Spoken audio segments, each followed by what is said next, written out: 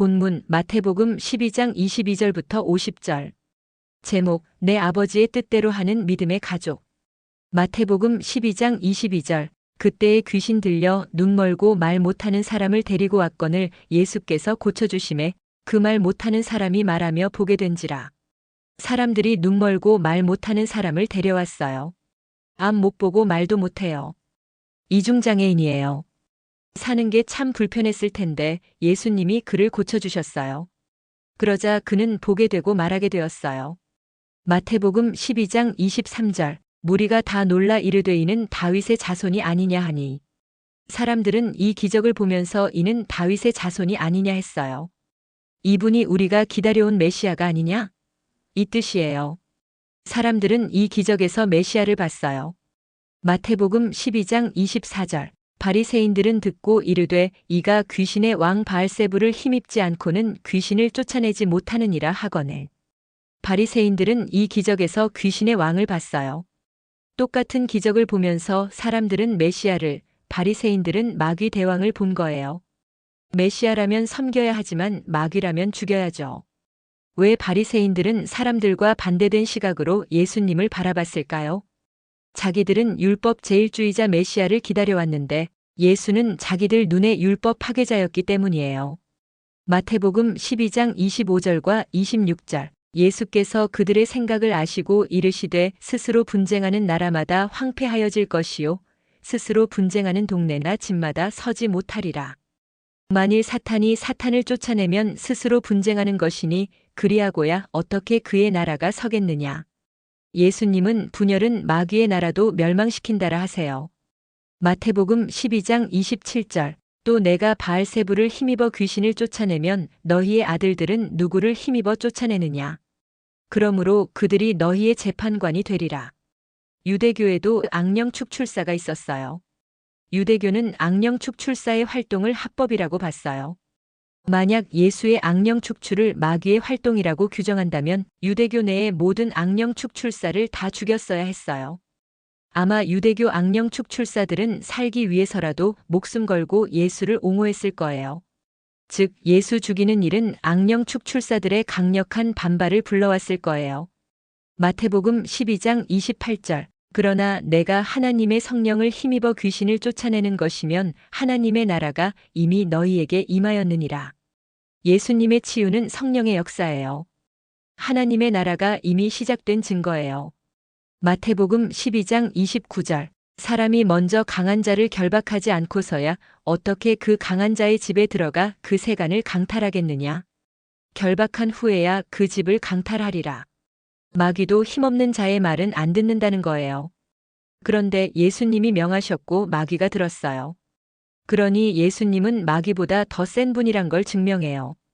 성령이 악령 다 합한 것보다 더 세요.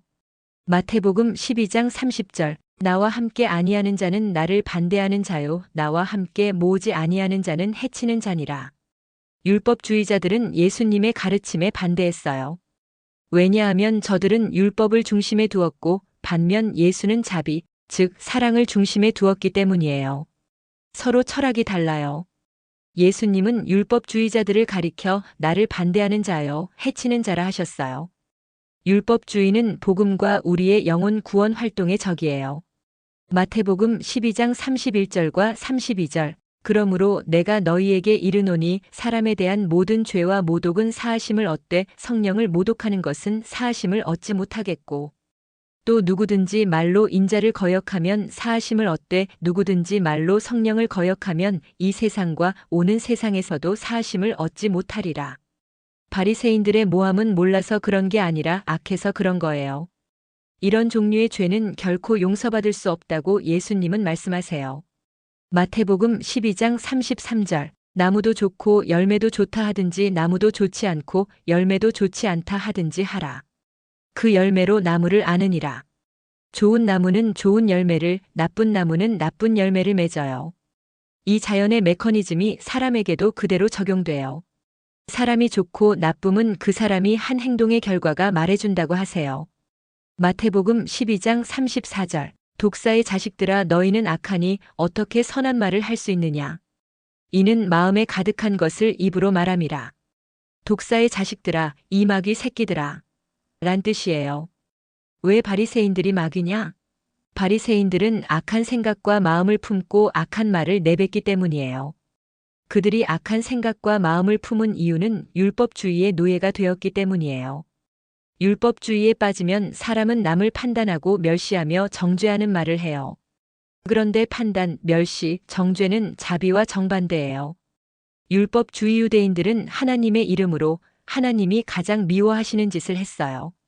마태복음 12장 35절. 선한 사람은 그 쌓은 선에서 선한 것을 내고 악한 사람은 그 쌓은 악에서 악한 것을 내느니라. 선한 마음을 품은 사람은 선한 말을 내고 악한 마음을 품은 사람은 악한 말을 낸다 하세요. 선한 마음은 자비의 마음이고 사랑의 마음이에요. 악한 마음은 율법주의의 노예가 되어 남을 정죄하는 마음이에요. 율법주의는 악한 마음을 품게 만들어서 이 세상에 악한 말을 내뱉게 해요.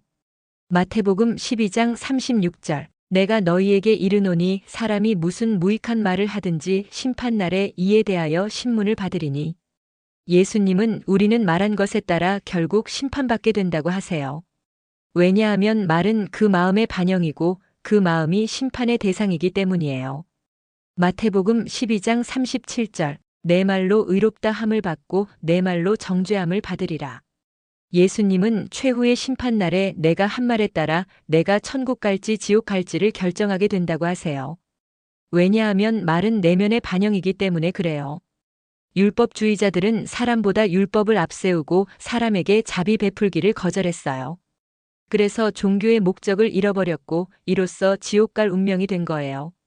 마태복음 12장 38절. 그때의 서기관과 바리새인 중 몇 사람이 말하되 선생님이여 우리에게 표적 보여주시기를 원하나이다. 예수님의 말씀을 쭉 듣던 율법 교사들 중에 어떤 이들은 예수님한테 감동을 받은 것 같아요. 그래서 예수님께 저희에게 표적을 보여주세요. 라 해요. 표적은 메시아라고 하는 증거를 뜻해요. 듣다 보니까 예수님의 말씀에 어느 정도 감동이 된 거예요. 하지만 아직 예수님이 메시아라고 하는 확신은 없었어요. 그래서 예수께 메시아로서의 증거를 요구했어요. 마태복음 12장 39절. 예수께서 대답하여 이르시되 악하고 음란한 세대가 표적을 구하나 선지자 요나의 표적밖에는 보일 표적이 없느니라. 악하고 음란한 세대는 믿음이 없는 사람들을 뜻해요. 특히 음란한이란 표현은 우상 숭배를 뜻하는 단어예요. 너희가 믿음이 없으니까 우상 숭배자를 닮는구나. 이렇게 말씀하신 거예요. 그러시면서 선지자 요나의 표적밖에는 보일 표적이 없느니라 하세요. 메시아의 증거와 요나의 표적 사이에는 어떤 연관성이 있을까요? 마태복음 12장 40절. 요나가 밤낮 사흘 동안 큰 물고기 뱃속에 있었던 것 같이 인자도 밤낮 사흘 동안 땅 속에 있으리라. 요나가 물고기 뱃속에 있었던 3일은 죽음의 시간이에요. 그 죽음의 시간에 요나가 회개를 해서 다시 살게 돼요. 예수님이 죽으시고 며칠 동안 무덤에 계세요? 3일 동안. 왜 3일일까요? 팔레스타인은 더운 지방이기 때문에 3일이면 시체가 완전히 썩는다고 해요. 현대 의학으로도 죽은 지 3일 된 시체를 되살리기란 불가능해요. 해서 이 3일은 완전한 죽음을 뜻해요. 그런데 요나가 물고기 배 속에 3일 동안 있으면서도 죽지 않고 살아나왔어요. 완전한 죽음 이후에 완전한 삶, 그래서 요나의 기적은 부활의 예표가 되는 기적이에요. 이미 이 기적은 이루어졌어요. 그래서 예수님은 메시아의 증거는 요나의 표적으로 충분하다 하세요. 믿는 자에게는 죽는 것이 중요해요. 왜냐? 첫째, 내가 죽어야 내 안에 하나님이 사시기 때문이에요. 둘째, 죽지 않으면 부활이 없기 때문이에요. 그래서 예수가 먼저 죽고 부활하신 거예요. 그리고 우리도 죽고 부활하기를 원하세요. 믿는 자는 먼저 주 안에서 죽어야 주 안에서 생명으로 부활해요. 죽음은 3일이어야 해요. 완전한 죽음이어야 해요. 완전히 죽어야 완전한 부활의 생명이 내 안에서 역사해요. 그러나 이건 육체적으로만 일어나는 사건이 아니에요. 속 안에서도 일어나는 영적인 사건이에요. 이걸 거듭남이라 표현하신 거예요. 거듭남이란 주 안에서 내 자아가 죽고 주 안에서 부활하는 영적 사건이에요. 이 거듭남을 경험한 사람에겐 정죄함이 없어요. 지옥 가지 않고 영원한 삶을 살아요. 마태복음 12장 41절 심판 때에 니느웨 사람들이 일어나 이 세대 사람을 정죄하리니 이는 그들이 요나의 전도를 듣고 회개하였음이거니와 요나보다 더 큰 이가 여기 있으며 요나는 니느웨에 가서 회개를 선포할 때 정말 억지로 했어요. 한 사람이라도 회개시키려고 하는 마음이 전혀 없었어요. 제발 한 사람도 안 듣고 다 망해버려라. 이런 생각으로 전했어요. 입술로는 회개하지 않으면 이 성이 망한다. 라 했지만 속마음으론 제발 듣지 말고 망해버려라. 이런 생각뿐이었어요. 그런데 놀랍게도 니느웨 사람들이 모두 회개해요. 예수님은 내가 요나보다 더 크다라 하세요. 요나는 하루 회개를 선포하고 한 나라만 회개시켜서 하나님께로 돌아오게 했어요. 하지만 예수님은 3년에 걸쳐 말씀을 선포하고 모든 민족을 회개시켜서 하나님께로 돌아오게 하셨고 하고 있어요. 예수님이 요나보다 더 위대한 게 증명되고 있어요. 마태복음 12장 42절 심판 때에 남방 여왕이 일어나 이 세대 사람을 정죄하리니 이는 그가 솔로몬의 지혜로운 말을 들으려고 땅 끝에서 왔음이거니와 솔로몬보다 더 큰 이가 여기 있느니라. 열왕기상 10장 23절과 24절을 보면 솔로몬 왕의 지혜를 보려고 천하의 모든 왕들이 찾아왔다고 기록하고 있어요. 역대하 9장을 보면 스바의 여왕이 솔로몬을 찾아와서 그 지혜에 감탄을 하고 돌아갔다고 해요. 그 정도로 솔로몬의 지혜는 대단했어요. 그런데 그 지혜보다 더 대단한 지혜를 가진 분이 예수예요. 그 이유가 뭐냐? 솔로몬의 지혜는 삶의 지혜인 반면에 예수님의 지혜는 구원에 이르는 지혜이기 때문이에요. 마태복음 12장 43절부터 45절 더러운 귀신이 사람에게서 나갔을 때에 물 없는 곳으로 다니며 쉬기를 구하되 쉴 곳을 얻지 못하고 이에 이르되 내가 나온 내 집으로 돌아가리라 하고 와보니 그 집이 비고 청소되고 수리되었거늘 이에 가서 저보다 더 악한 귀신 7을 데리고 들어가서 거하니 그 사람의 나중 형편이 전보다 더욱 심하게 되느니라. 이 악한 세대가 또한 이렇게 되리라. 예수님은 귀신 들린 사람의 예를 드세요. 한번 귀신 들린 사람이 다시 귀신 들릴 수가 있어요. 이전보다 더 악한 귀신들이 7이 들어가서 전보다 더 나빠진 거예요. 7은 완전수예요. 완전히 망가진 거예요. 이것은 율법주의 때문에 망가진 유대인들의 신앙을 뜻해요. 유대인은 기원전 580년경에 나라가 망하고 남의 나라 포로로 끌려갔어요. 거기서 깨달은 게 우리가 말씀대로 안 살아서 망했구나 하고 깨닫고 회개해서 열심히 말씀을 배우고 가르치면서 살았어요. 정말 말씀대로 살려고 무진장 애를 썼어요. 회개해서 아주 깨끗한 심령이 됐어요. 그런데 시간이 점차 지남에 따라 자기의 의로 남을 판단하고 멸시하고 정죄했어요. 종교적으로는 거룩하고 의로운 사람이 되었지만 영적으로는 더럽고 악한 사람들이 됐어요.